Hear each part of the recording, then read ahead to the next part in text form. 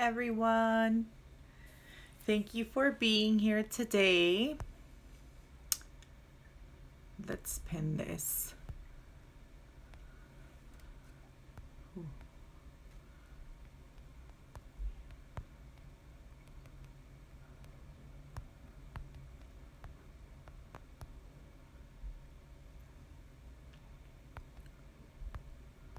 Box. Hi.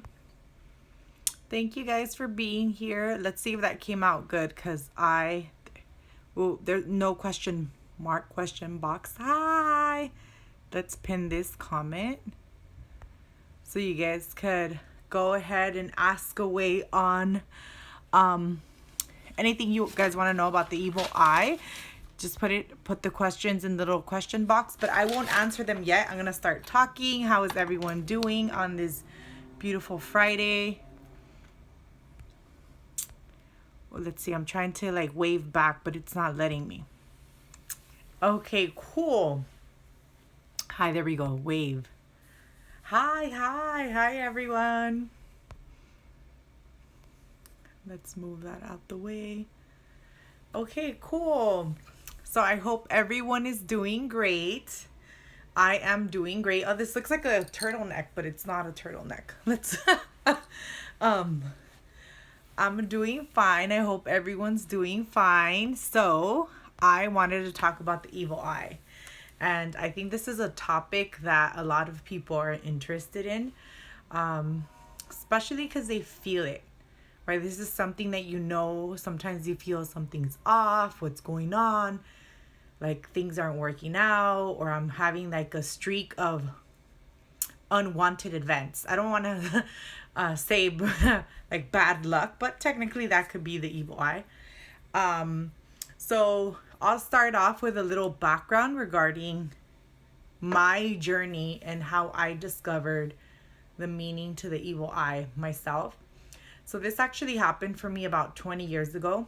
I was 15 years old, getting really curious into all this esoteric stuff, and I kept on seeing numbers. So that was my first indication of spiritual communication, just numbers everywhere. Synchronicity, 1111, 22, 33, even larger ones like 141 over and over, until it got borderline scary.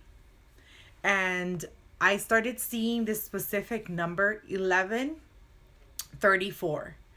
And that was everywhere. 1134. And it kind of scared me. I grew up in an era where we can talk with beepers. What does that mean? We would be able to make messages with numbers.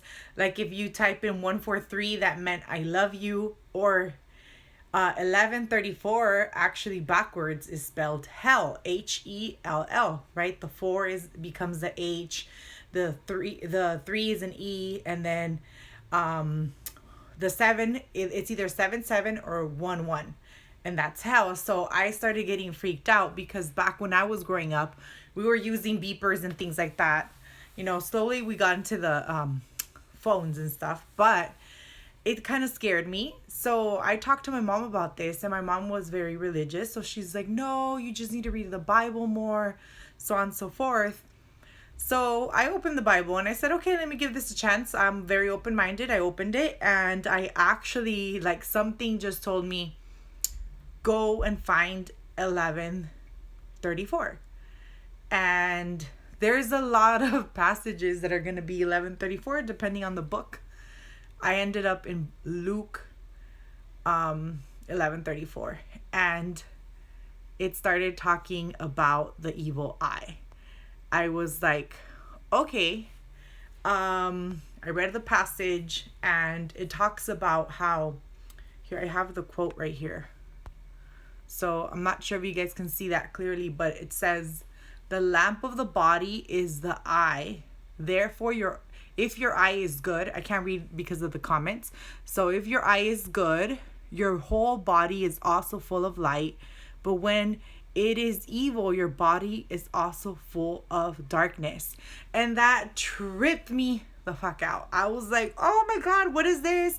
I kind of went on a tangent, started reading more and more, but that meant so much to me because as a little girl, I was afraid to look at people's eyes.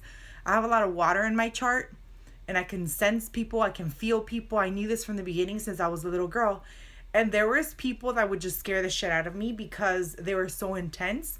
I would look at them and I felt like I could like literally see like their naked soul, like everything about them.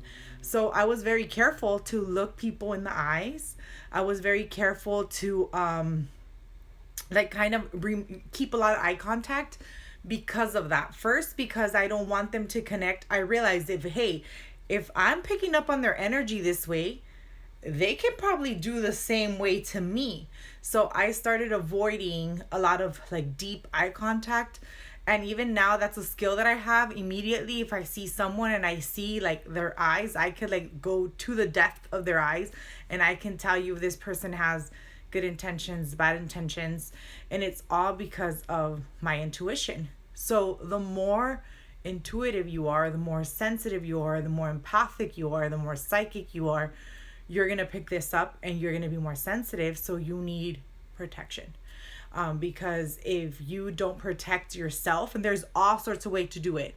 If you don't protect yourself, then you're going to be very susceptible to that energy. You're going to pick up bad vibes. And, you know, this is not meant to be a religious speech or anything like that. It was just something that connected with me, that when I read that, it was talking about eyes and how you can tell if a person is evil based on their spirit, their soul. And then I got into like, because I found it weird. I mean, you see the jewelry, right, with the evil eye, and it's like, okay. I mean, it doesn't look as like, to me, honestly, it doesn't look really friendly to me.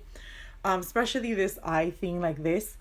There's something about it that when I see it, I don't see it like, oh, that's so cute and friendly. It's more like, wow, that means something. You know, that symbol means something. It's powerful.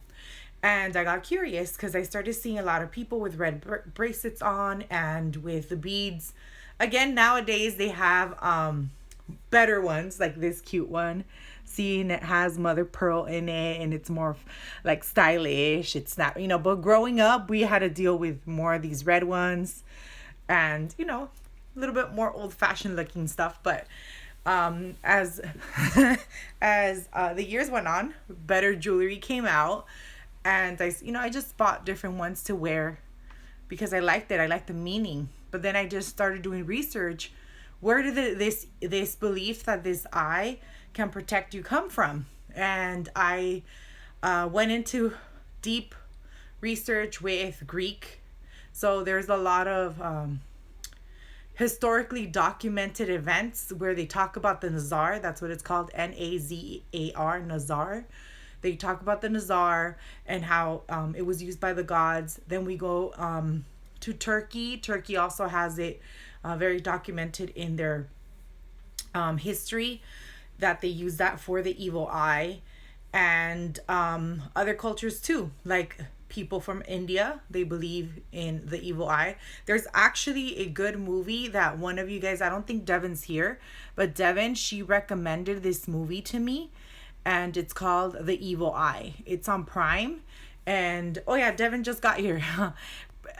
Remind me, Devon, if I'm enunciating or missing the entire name, because I watched it and I forgot that. I mean, I watch a lot of stuff, so I forgot the exact name, but it was to the point. The whole point of that movie is that people can wish ill intent on you, but this movie obviously was super intense. It was cool, it was good, but it shows you to the extent of how evil eye can be. Yeah, Evil Eye on Amazon. Yes, so it is called The Evil Eye. And it's a interesting plot because no one believed the lady, like the mom. No one believed her. Like they just kind of were shining all these things off as superstition, and the story kind of unravels itself. So it's awesome. But either way, I started like my research, seeing like why are all these cultures so like they're all kind of emphasizing on that you can get or catch bad luck, jealousy, or ill intent or negativity from another person just by their stare. And it's because of the power of people. So we have the power of magic. We can create magic. We can do, we can attract abundance, attract good things to us. So why not also send bad things to people? We can. So it's true. If we can create good, we could also create bad. And then it goes down to the person's soul and the person's intentions. And then sometimes we don't really have intentions to do that. Like we just end up doing it. I know in my culture, when we have children, we have to. If you look at a baby and you just have a feeling like, oh, this baby's cute or whatever, you need to either touch the baby or tell the mom that the baby's cute and say like a little prayer in your head, like, oh, whoever you believe in. I always pray to my angels. So, oh, Archangel Michael, protect him, and he was a cute baby, so on and so forth, and thank you. Because sometimes you kind of stare and you look at this baby, and there's babies that are like the cutest, right? Like some are like so chunky and fluffy, and you want to say, oh my goodness, your baby is so cute, he has like the chunkiest legs. And what if the mom doesn't like that? Like the mom doesn't want her baby to be known as a chunky baby.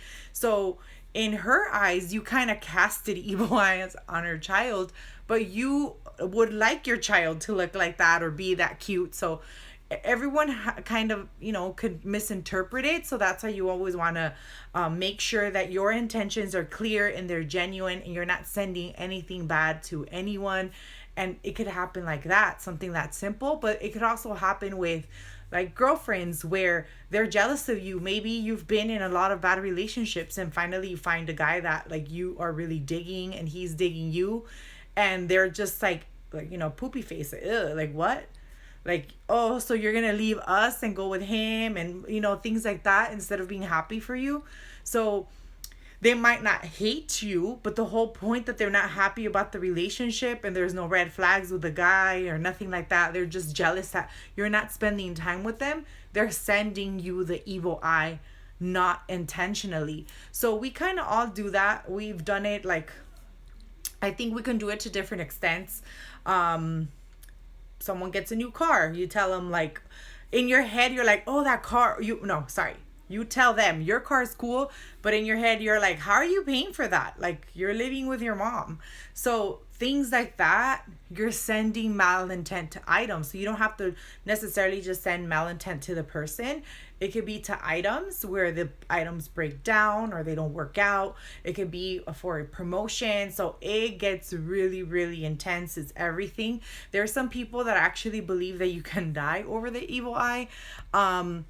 I'm not sure if I believe in that. I know that it can feel like you are, because of the fact that when you really do have the evil eye curse, and this could be not just with someone saying informally, hey, it's malintent. It could be because someone actually sent you magic, and you caught it. So they sent it out to you. You actually caught it in yourself. Then you notice like you can't keep jobs. Maybe if you were in a happy relationship, everything's going wrong. Maybe he started doing drugs or she started doing drugs, or gambling, whatever. Addictions, a lot of addictions. Addictions are like number one clue that something's going on with the evil eye, and it could be generational too. And that's really intense because it gets passed on by family, and there's generational through being born to that family, and there's actually karmic where it's not the family itself, it's your past deeds and you bring them back. So and good deeds too. So your good deeds also come, your good talents also come to this lifetime, but if you did do some bad things, they'll come too. So you'll start noticing that you have a lot of wishful thinking, nothing comes true. And how this can kill you is you turn your life upside down, you become more pessimistic. So it's not necessarily, I don't feel like it can kill you from one day to another. I think it changes your lifestyle. You start feeling like you're down on your luck, nothing works out for you, and you become more pessimistic, and you start saying, well, it doesn't matter, I'm never gonna get this, or it's so hard for me to keep a job, it's so hard for me to save money, I'm always poor, I'm always broke, and it's like down, down, down, down. And it's because you have something that's making you see the world that way. People's charts, because my practice is astrology, and I combine my astrology knowledge with everything else I'm interested, which is everything about esoterics. But my practice in astrology, when I see that Mars is badly placed in your chart, and that's going to be either by a zodiac sign. So an example of Mars is in like the sign of Cancer, it doesn't do that well, or the sign of Gemini, the Mercury signs. Mars in Gemini, Mars in Virgo doesn't really like that energy, because Gemini energy and Virgo energy is ruled by Mercury, and that's more nervous. So that makes the god of war, which is our willpower, our drive, and our ambition, nervous. So this is the god of war, anxious and nervous that he's going to war. Doesn't like it. Doesn't like that energy. So I've noticed that a lot of people that do have planets in those signs, when it comes to Mars in those signs, they struggle with they feel like something's off. They feel like they have got something, so they struggle a lot with having things come true. Now, this can be saved if it's in a good house. So if you have Mars in a good placement in your chart, and you would need to learn astrology or get a reading, and then they'll tell you. But Mars in the 10th house is really good, because he's the highest planet. So even if he's in Virgo, you're still going to feel some of the effects of the nervousness, but it's in a very good place where the actual energy can manifest. If you have planets in the 8th house, you could actually be someone that can easily cast evil eye to other people.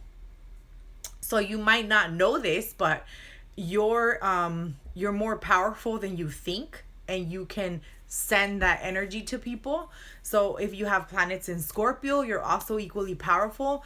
And typically the people that do have a lot of emphasis in Scorpio, the 8th house, the 12th house, they're some type of intuitive. So they'll get into any type of intuitive practice. Either they become a tarot reader, medium, Reiki healer, all of it. They'll go into any of those fields because they're already connected to spirituality, and they feel it very deeply, and these people can work with it. Now, if you have your own baggage, that's when you can't work with it. You have to get rid of it.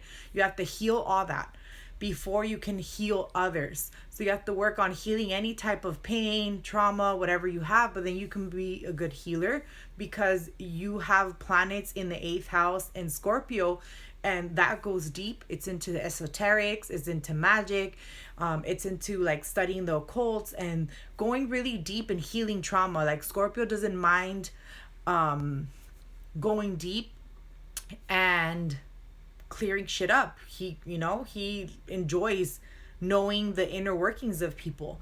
So you can do that.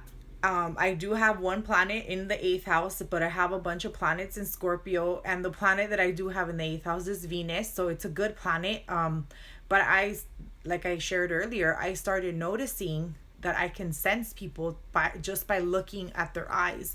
So if I look at your eyes and we lock eyes, I could see inside of you.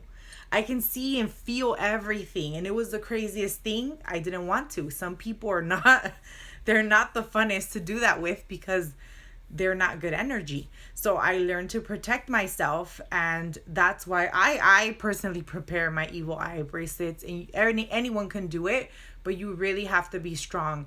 Really, really strong to be able to do it.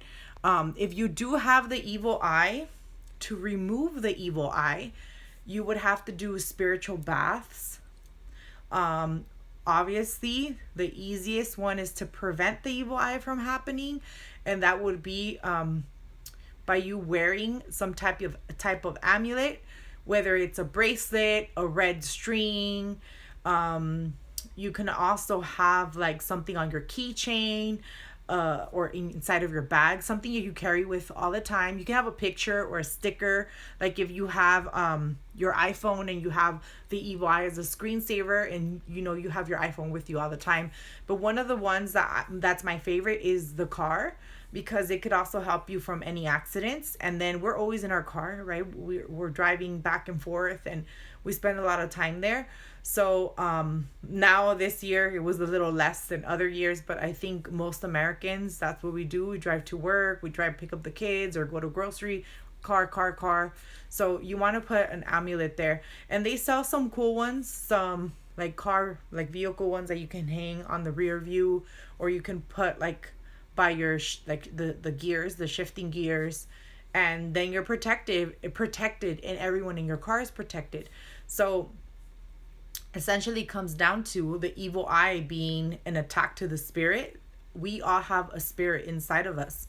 So when we get this malintent energy, it's an attack on our vitality, it's an attack on our spirit, and the light within starts going dimmer and dimmer because of the circumstances we start feeling. I want to know if any of you guys here don't believe in the evil eye. I want to see some comments.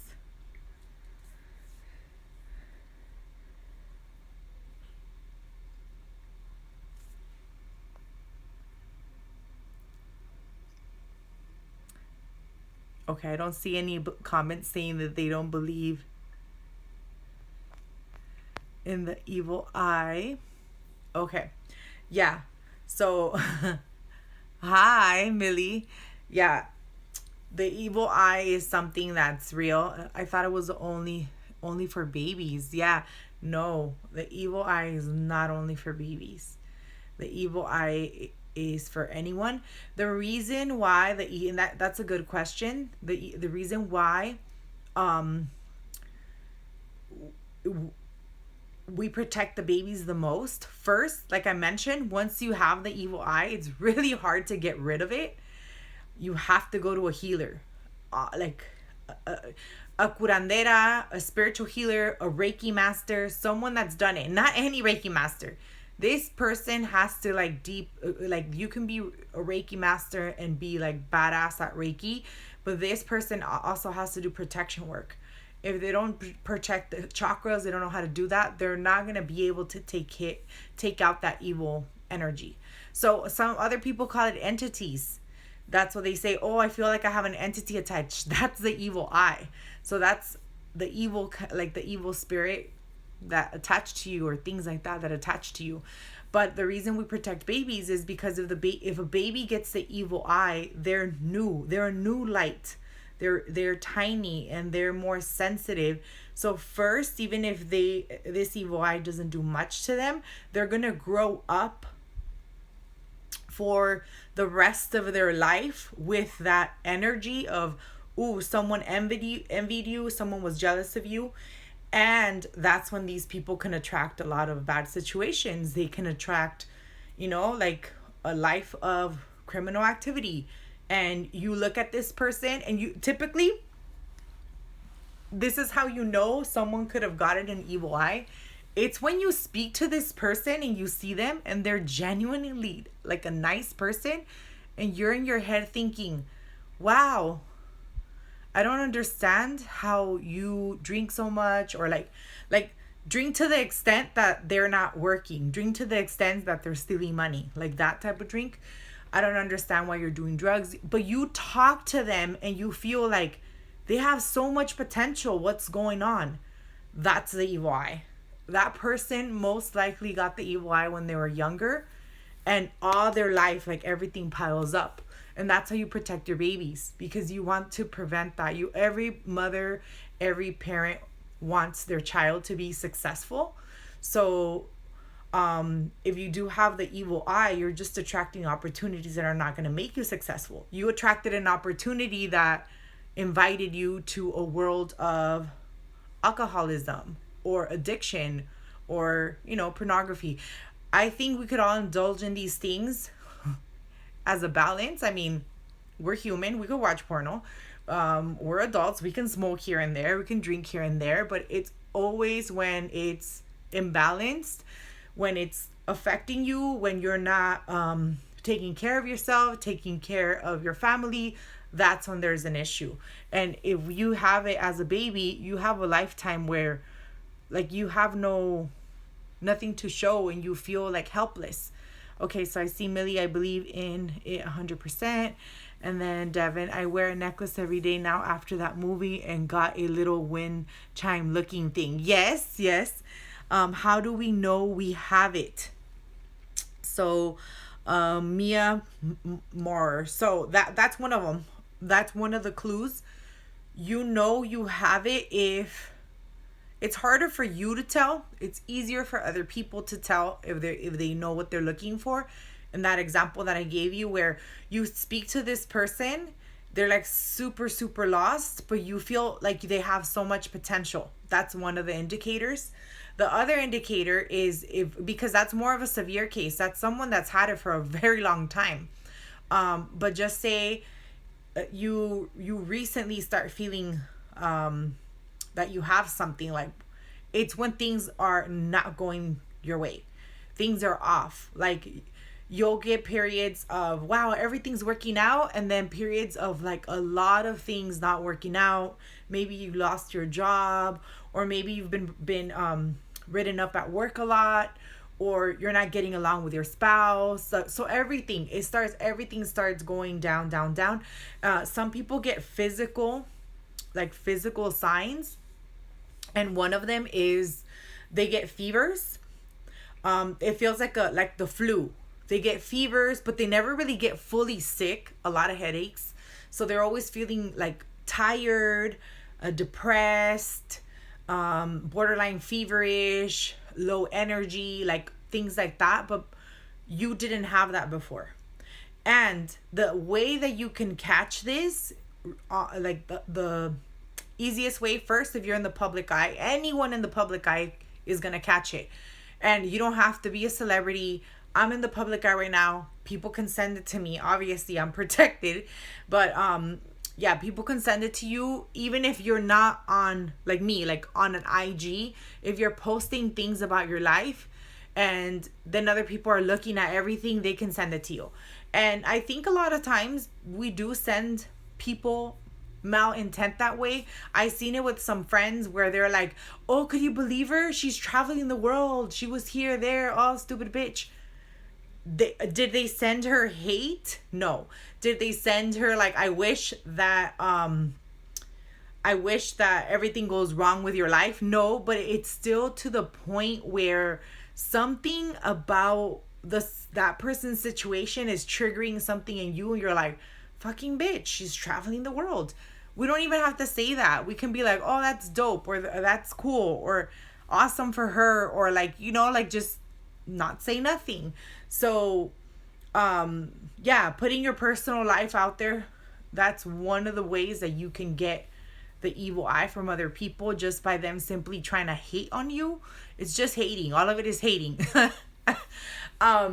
Yeah, but that's gonna be the easiest because they can see you. And I mean, I had a lot of consultations where and especially from people that I grew up with, when they find out that I do this type of work, they'll reach out to me. And later on, I find out everything they were posting on social media, it really wasn't how their life was. Like, they would say like, yeah, we were traveling here and there, but we always had problems. He was cheating on me, or all these other problems. Another girl, she got stuck with drugs and she had to leave her kid.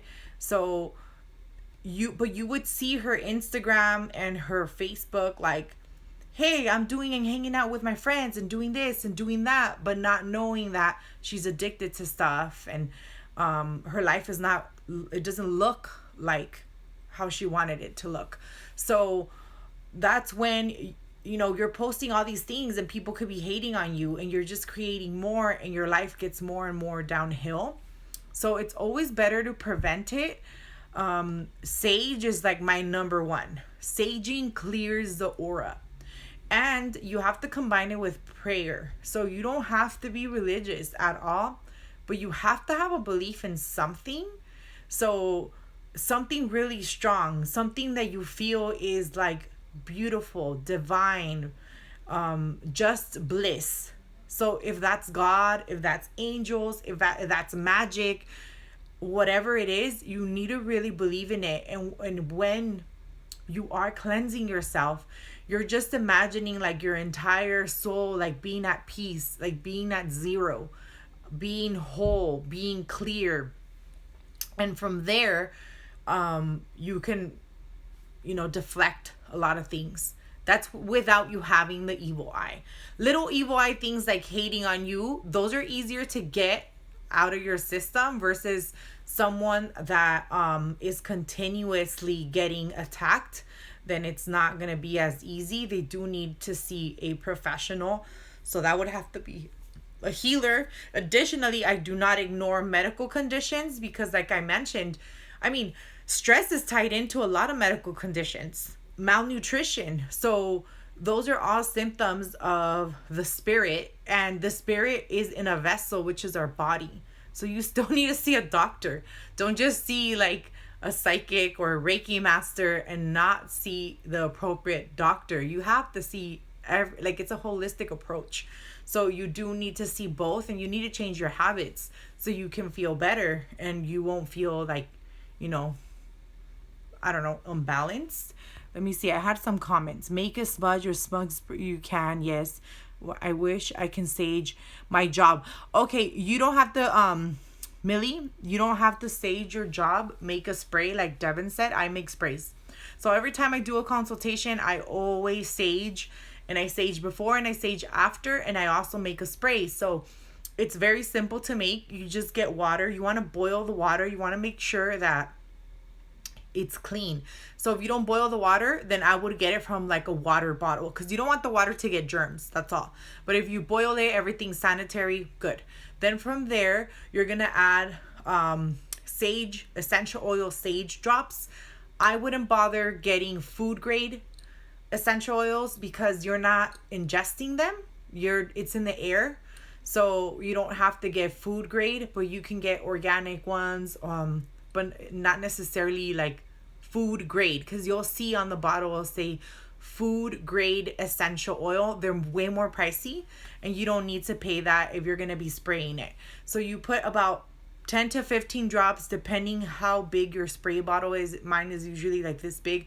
I don't make a lot at once, like I said, because there's no preservative, so you don't want it to mold, you don't want it to get bad.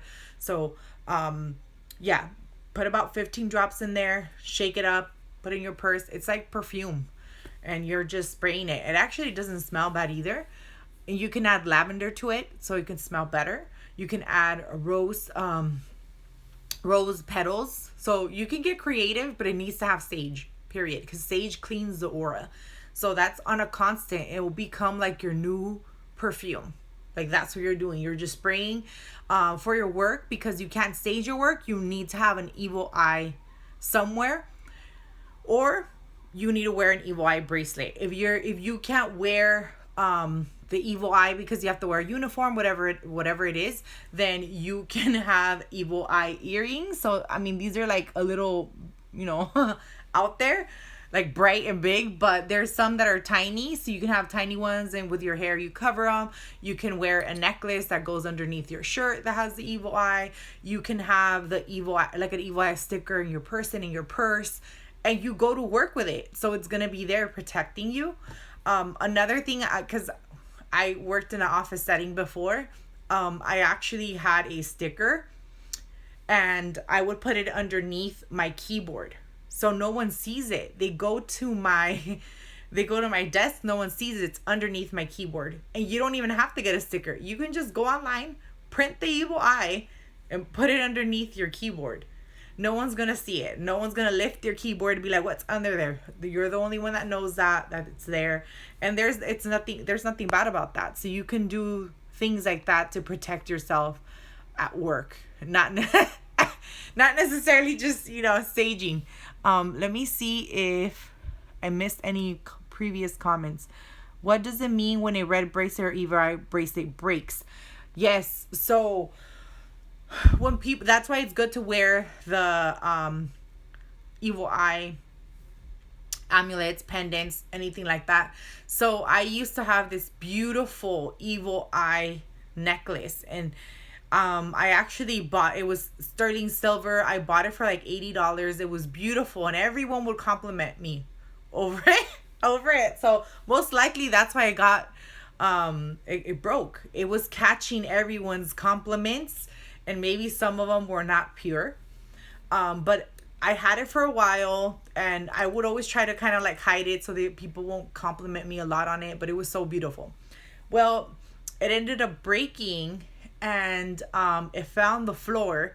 And I know if a bracelet breaks and falls on the floor, so if it breaks and it comes loose and you catch it, it's okay, because it could be just that it got caught on something. Maybe it's not bad energy, but literally if it breaks out of nowhere, like pops, if it, I don't know, it gets like stuck in a weird place, like you're like walking, all of a sudden your necklace gets stuck somewhere and it breaks and it falls on the floor, breaks everywhere, do not pick it up.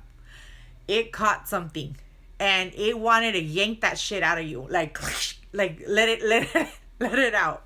So that's kind of what happened with my necklace, and I was so sad because I was staring at it and I was like, I could get another chain, and I had to leave it there because it caught something. So when any of the amulets and bracelets or whatever you have, they break, they tear, they whatever it is, they caught something, you need to get a new one. Nothing lasts forever, so you need to just get a new one.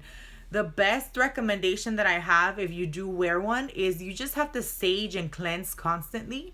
And if you do that, then you're clearing whatever energies, because it's going to pick up on little things like, oh, someone just looked at you. They're like, you're walking by and they look at you and maybe they didn't like the, something you did or something you said. And they're like, you caught something there. Was it super bad? No, but the bracelet caught it. So it starts building up. It's when the bracelet either has had enough of those scenarios that says, push, done, I'm done, I can't do no more. I need to, you need to take care of me, and I need to leave. I need a new one, whatever. Or it caught something super big that was coming your way. And you can tell because if you had a big break in your life, an example, like you got like I don't know, the job of your dreams, and the people around you are not as happy for you, they're more envious, and then you feel like, hey, I got the job of my dreams, but I feel like shit still, and I'm not feeling good, and I'm feeling depressed. Immediately you have the evil eye. Someone's jealous of you, like, why does she get the job and I don't get it? Why didn't I get a job like that? So they might not hate on you directly in the way like, oh, Devin, or, oh, sorry, I said Devin because I'm looking at your comment, jealousy, but you did get a new job. But no, let me do, because I said your name, I'm not sending you, I'm very proud of you. I'm not sending you any bad intent. I'm very proud of you, and you're young, you're going to continue to be successful.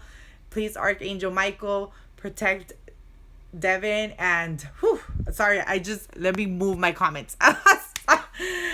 So embarrassing. Yes, but if you're jealous of okay, so you got that promotion and you feel good, you don't feel good for the promotion, then someone there says, hey, why did she get the job? So they might not be jealous of you getting the job. It's like, I want something equally like that person, and boom, you got that too. So you just have to be careful with the energy, because that's how it is. And sometimes we just send it, and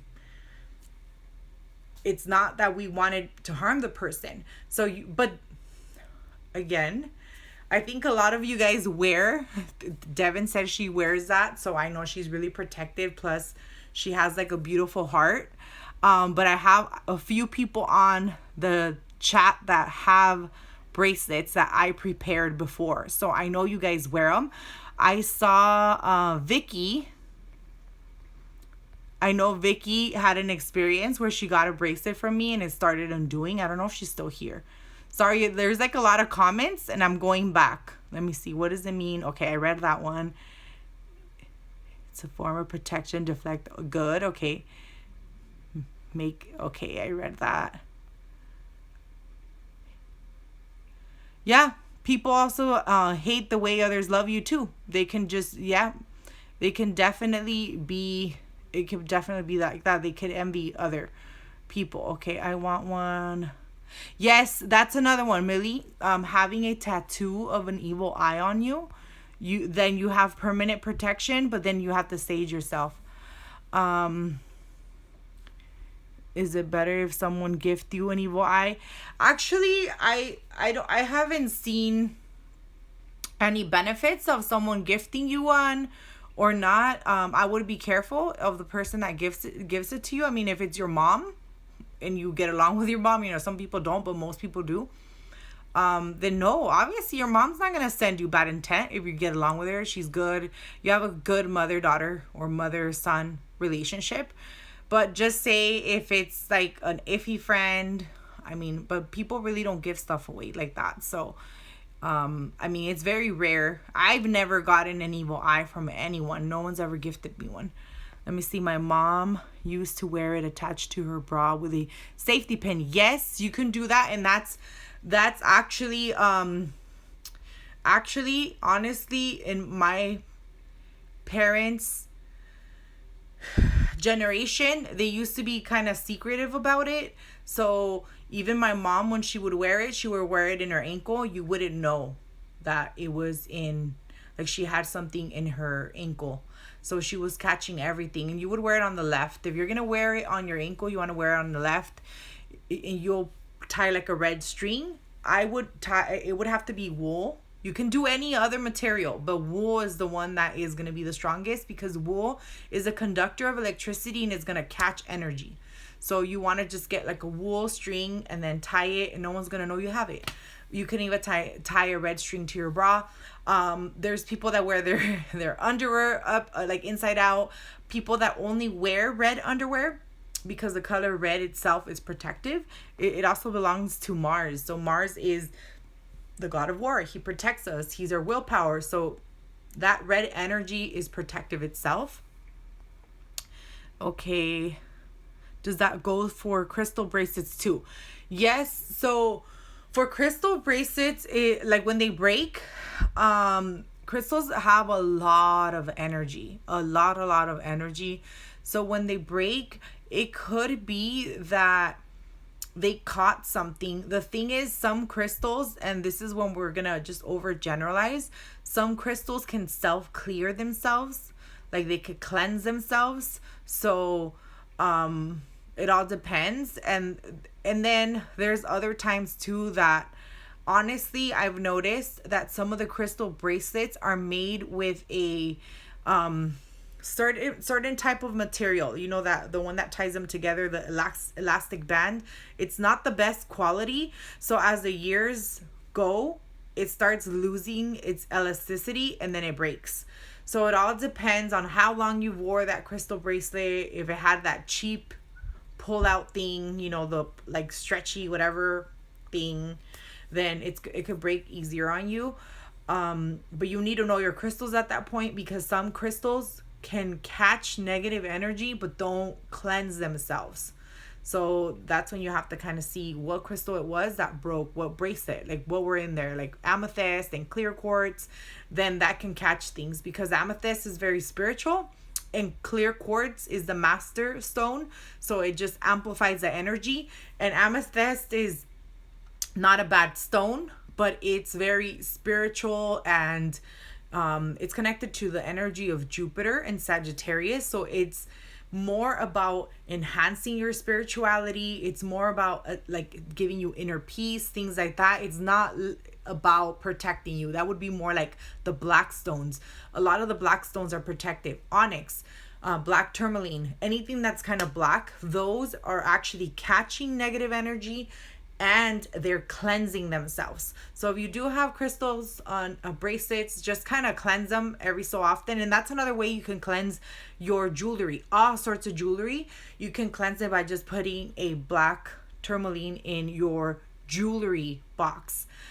Be careful, it can scratch some of your fine jewelry. So if you want to put it in the box, you can actually like wrap the stone with something so it won't scratch your jewelry, and you'll be fine, because it's in there. It's still gonna help to cleanse everything. And that's what I do. I put a black tourmaline in my jewelry box.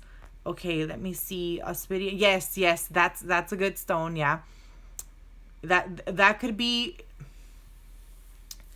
They are enough protection. So if you are wearing one all the time, it's enough protection.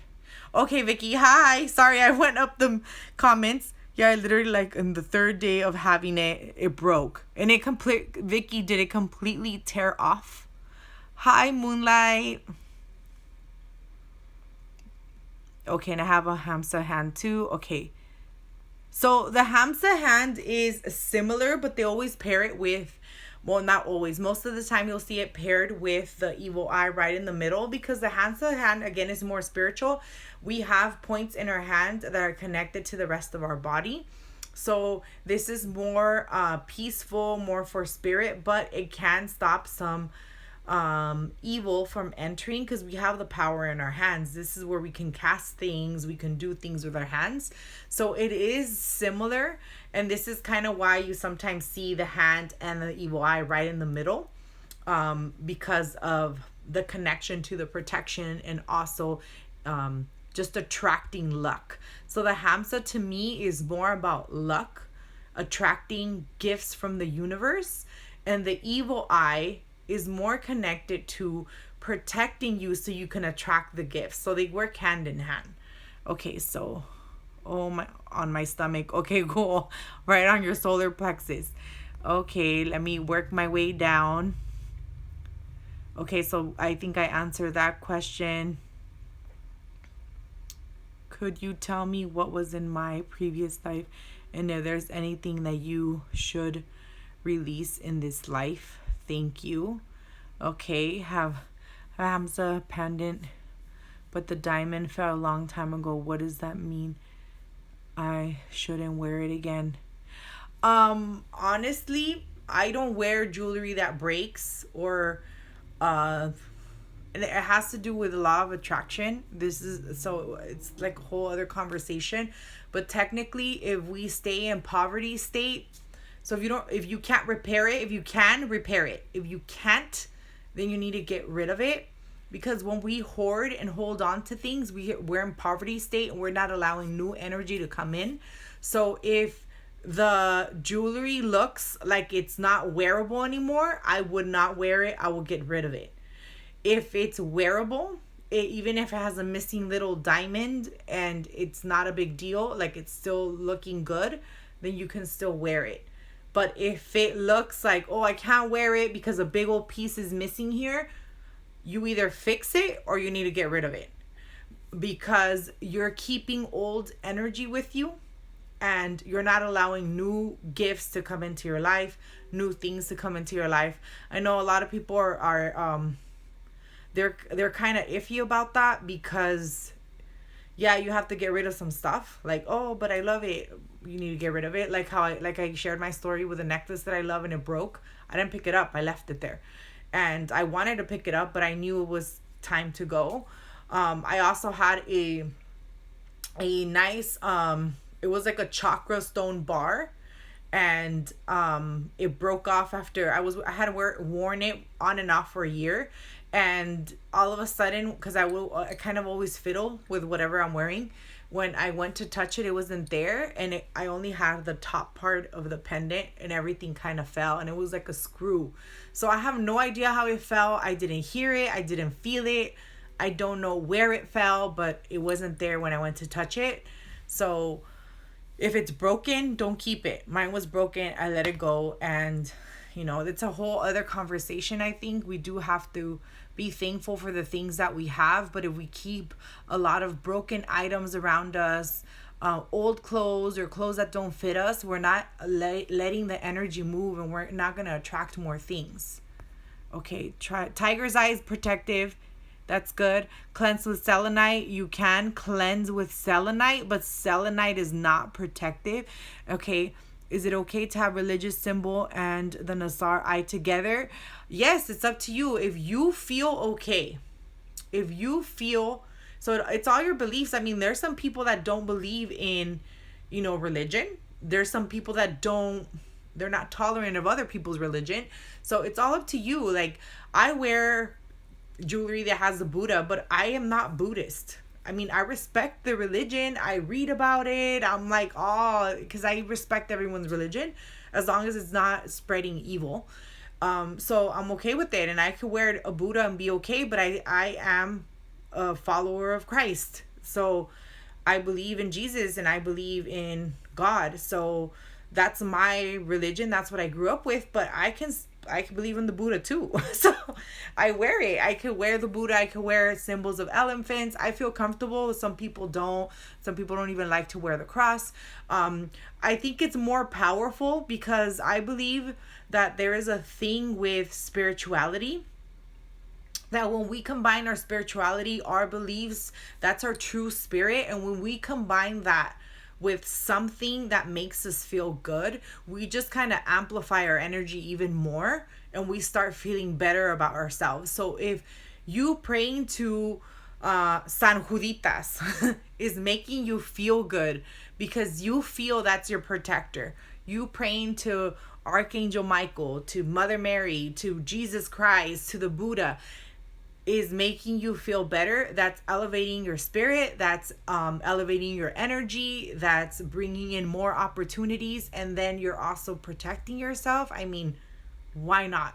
So you can do it.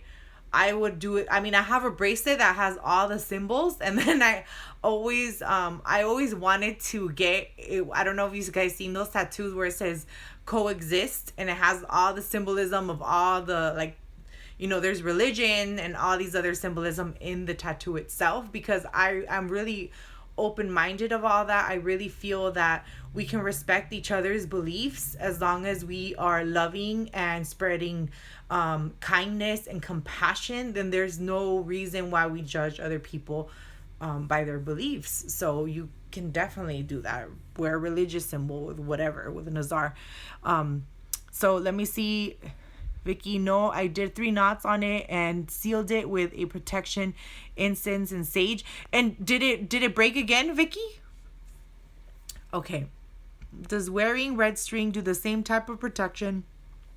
I used to wear it, but in Asian culture, and wear it again now with my evil eye and onyx bracelet.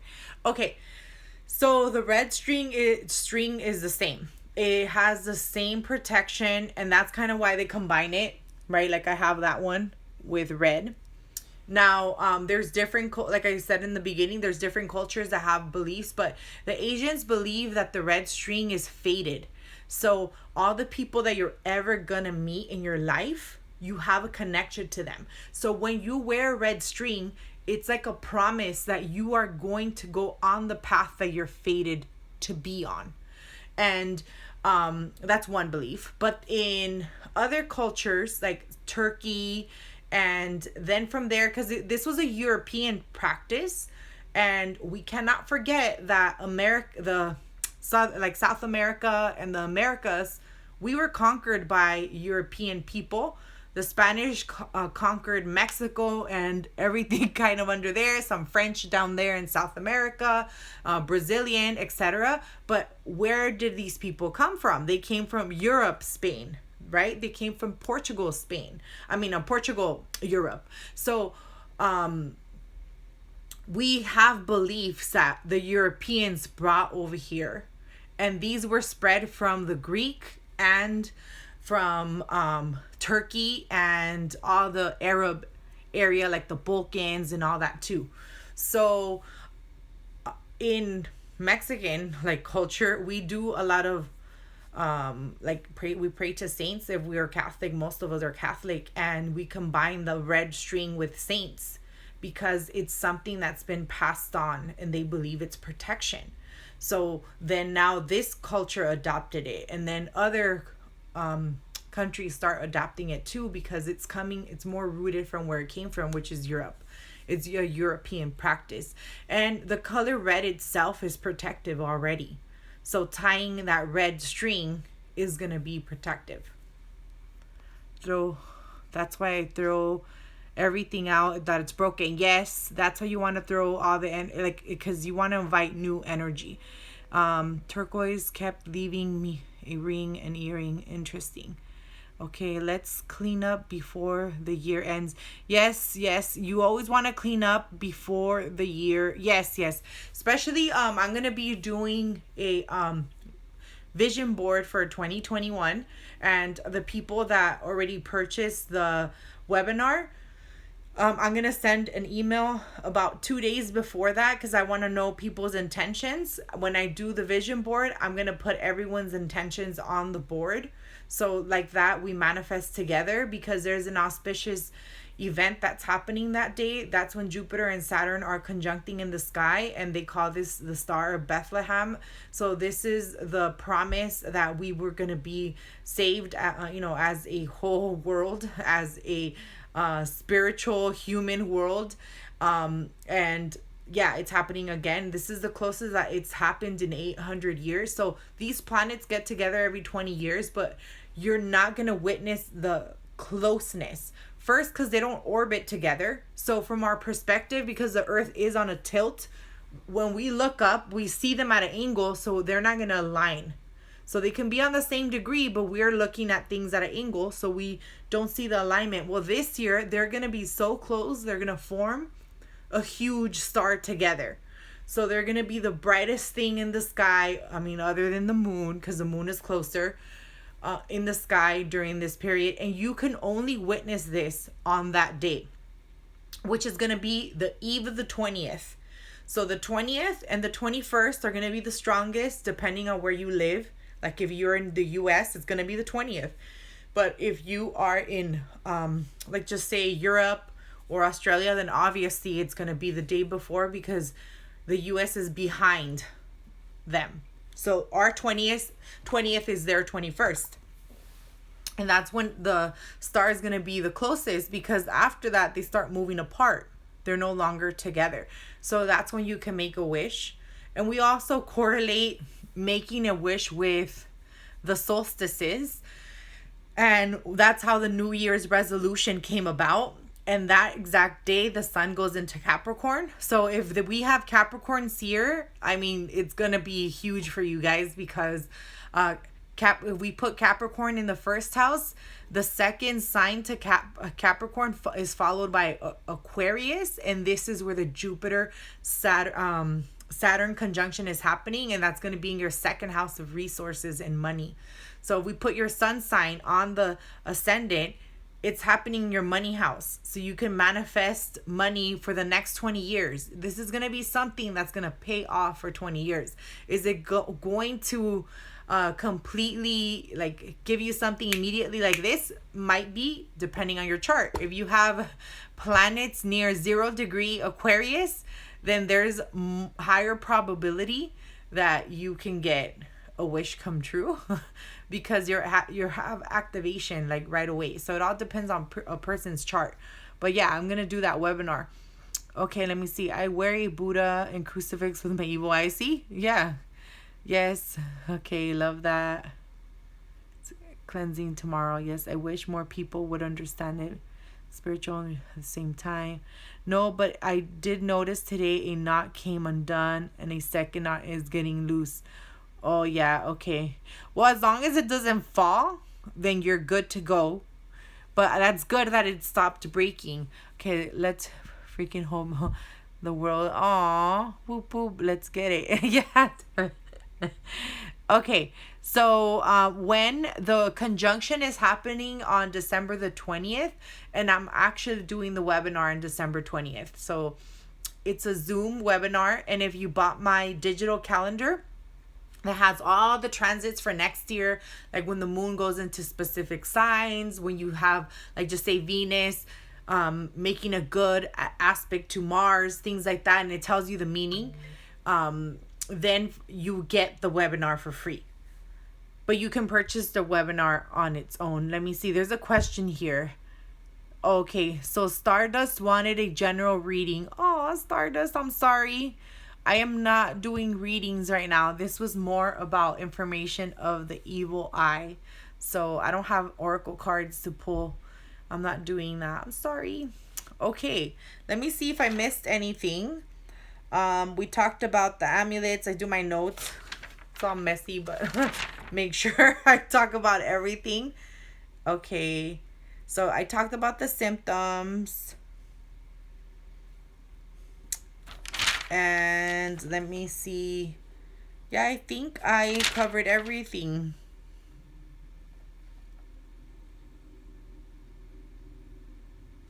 Okay, so let's see if you guys have any more questions.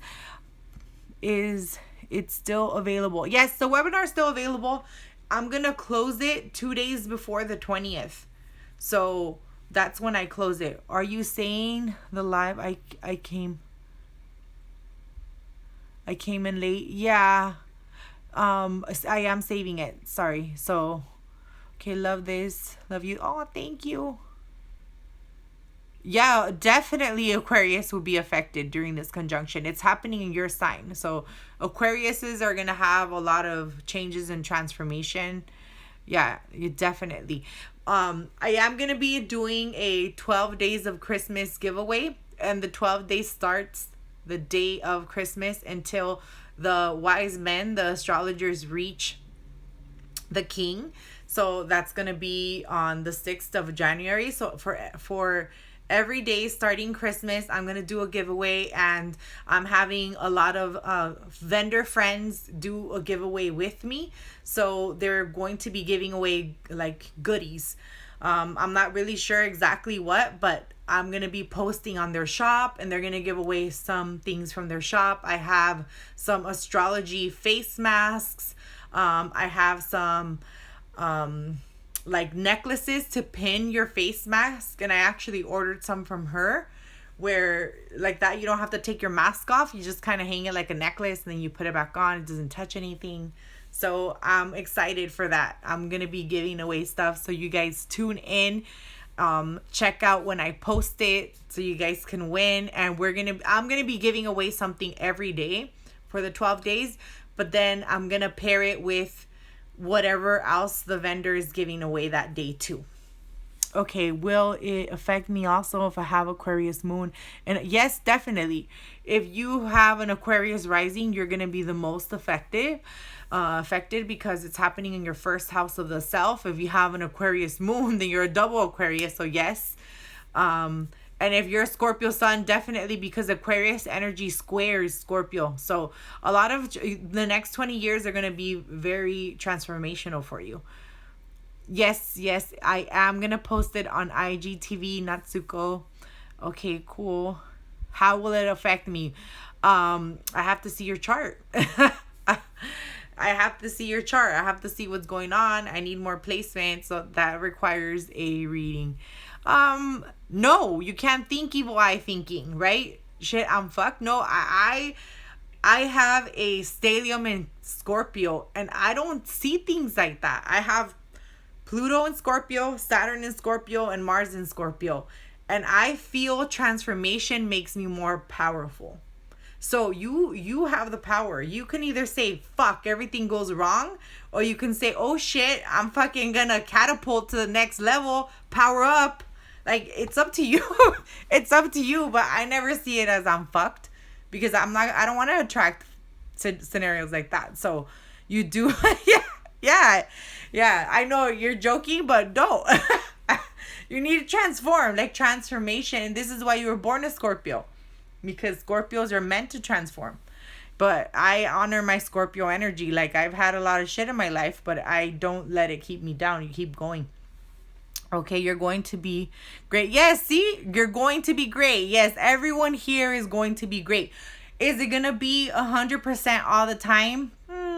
I can't say it will. But you guys are all going to be great. Everything's going to be great. We're all going to be blessed. Okay, question about candles. Oh, yeah.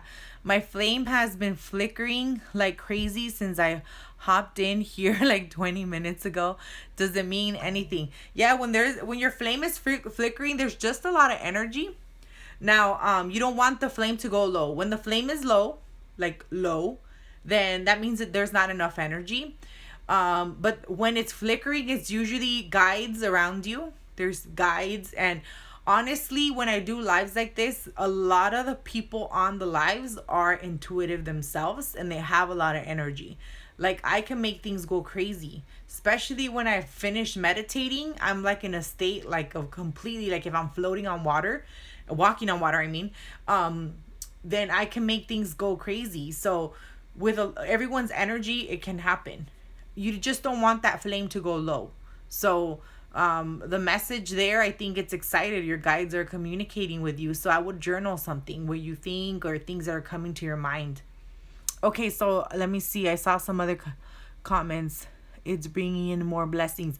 Yes, Vicky, it's bringing in more blessings. That's how I'm seeing it. That's why I'm doing a vision board. So I'm going to do, like in the webinar, I'm going to show you guys how to do your own vision board. So I'm going to do a group vision board because as a group, we're going to manifest something together. But I'm also going to give you a handout on how to identify the energy of Aquarius in your chart. Like an example for me, I'm a Leo rising. So the Jupiter-Saturn conjunction is happening in my 7th house. That's the house of partnerships. So I'm going to tell you, hey, the energy here is really strong because Jupiter, Saturn are, this is what's happening. But I'm also going to tell you other places in your chart that you can work for, where you can, like the areas of life, like if you want more money. Sometimes people have money, but they just want a better career. Then you're going to be focusing on the energy you have in your career and then make a wish where Jupiter and Saturn are conjuncting. So you don't want to, when you do a vision board, you don't necessarily want to like have like too many things going on unless this is a long-term vision board, but like more than a year. Because then some of the things come true because you're kind of spreading the energy to everything. So you always kind of want to concentrate on no more than 3 areas.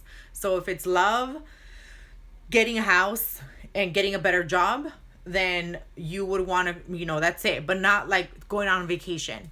Some people want to go travel the world. Then you need to narrow down what you want to do, or you're spreading all your energy thin. So you might not get everything you want. You might get an apartment. So yeah, you're blessed. You got an apartment. You got to travel to Florida, but you really wanted to go to Bali, right? So you spread your energy thin. You got a job, but you didn't get all the money you were asking for. The offer, they denied it. You had to negotiate it back and forth, So things like that can happen. You have to be careful how much things you manifest at once. So I always like to manifest like no more than 2. That's my recommendation. Some people want to do 3 areas. That's the most I would push it because I want to get big. So if I want to manifest something, I want big and then get that and then move on to the next.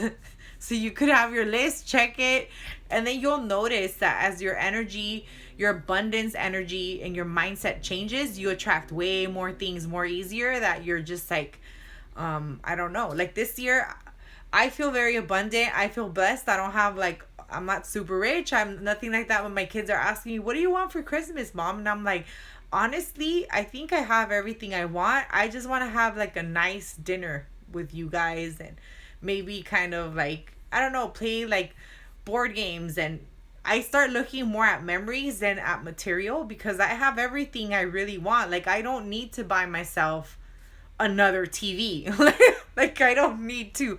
Now if it breaks down, then obviously I will. But my TV is not new. It's a little old, but it works. Like I don't really need to. So I don't know. When you start attracting things and you're at a different level, you see life a different way. And you start getting like throughout the year, you attract so many things and you it's just more and more positive and positive. Okay, I'm getting chills just watching the flame. I'm glad the spirit guides are near me. Yes. Yes, you do need to be specific in your vision board. Most definitely. The more specific and realistic you are, the better. Yeah. Okay, great. I really enjoyed being with you guys today. Thank you so much. I wanted to do this post because I get a lot of DMs about the evil eye because I sell prepared bracelets.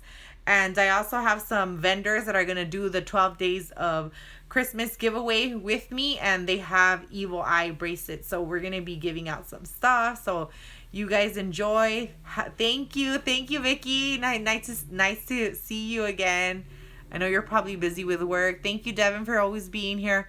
Have a nice weekend. Enjoy your weekend. Be safe. Thank you, Fabi. And I will see you guys later. Thank you. Bye. Okay, let's end.